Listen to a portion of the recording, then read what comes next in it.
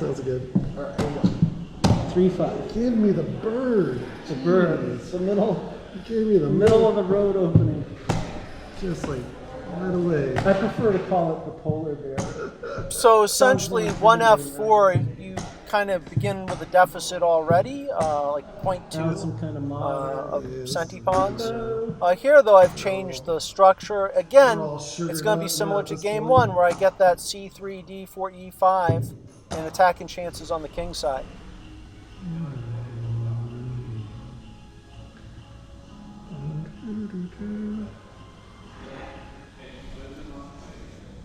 This bishop on D3 could end up being an MVP if he castles kingside, as in game 1.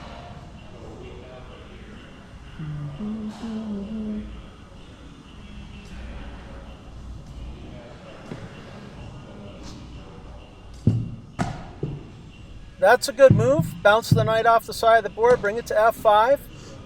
Now, just a little background information, as you probably read in the title and whatnot. John actually has a full 5 minutes. I myself have 3 minutes, less thinking time.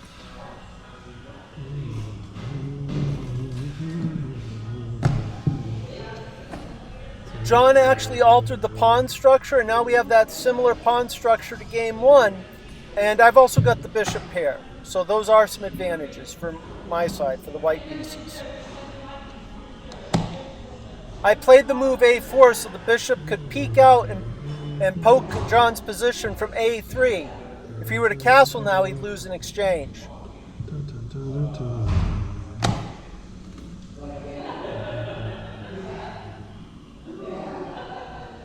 This move, Queen E1, helps defend C3, also prevents John from just playing the knight to H4, because now I have 2 pieces looking at H4, the knight on F3 and the white queen on E1.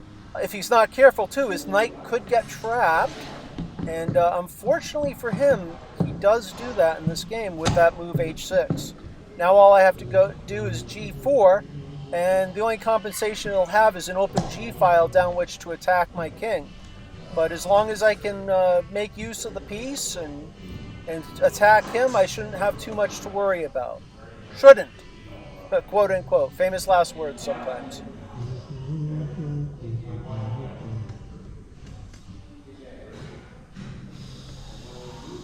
John's best cheapo chances in this game are to castle queenside and initiate an attack against me on the king side.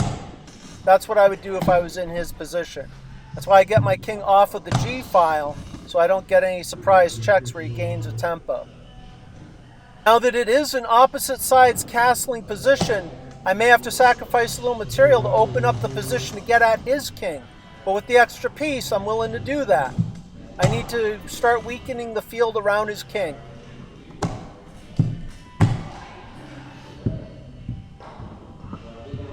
I elected to exchange off his king defender, the bishop on B7, and weaken that queenside area around his king.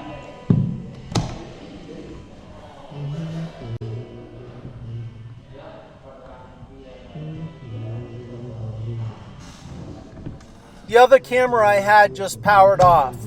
A little bit annoying for both of us. Jeez, that's startling. Yeah.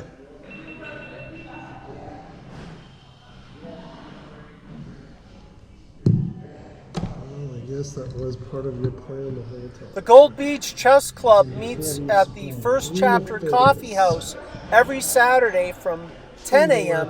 until 3:30 p.m. So you can come down for as long or short a time as you care to share. It's a good crowd, a good environment.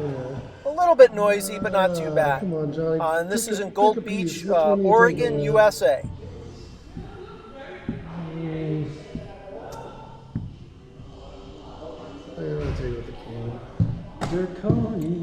Now all I have to do is aim my line pieces over at his king, over on the queen side. The rooks, the queen, the bishop, and just sacrifice a few pawns. His best chance would be if he could open up that long diagonal, get something on it to cause me problems, but that's not really possible here. He doesn't have a light squared bishop anymore. His queen can't get over there. It's an interesting position. Of course I'm going to give up a few pawns to get at his king.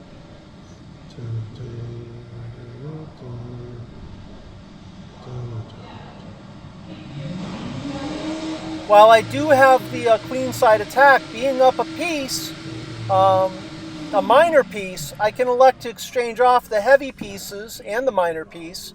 Only thing I'd have to be careful of here is if we exchange stuff down, I don't allow him some outside passed A pawn, cheapo win in an end game, or that I exchange off all the pawns and it becomes a draw because you're only up a minor piece. But I have a lot more options here. Now he takes with the knight and loses the knight as well because of the pin on the B file. And so I had to think about this. Do I want to take with the bishop or the rook? Of course I want to take with the rook.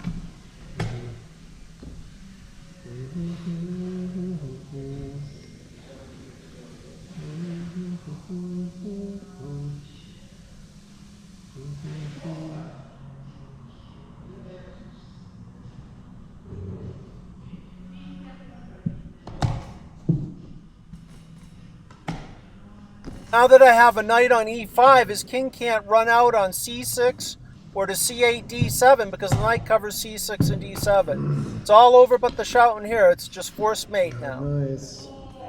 It's cruel to be kind. Shooby-dooby-doo.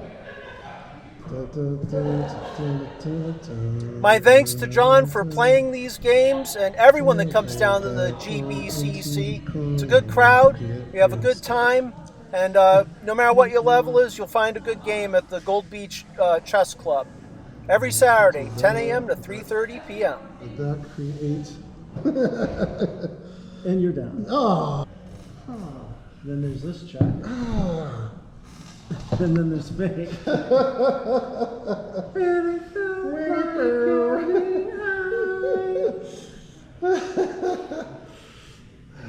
You even Take started another with minute. 3 minutes. You're still killing me on time.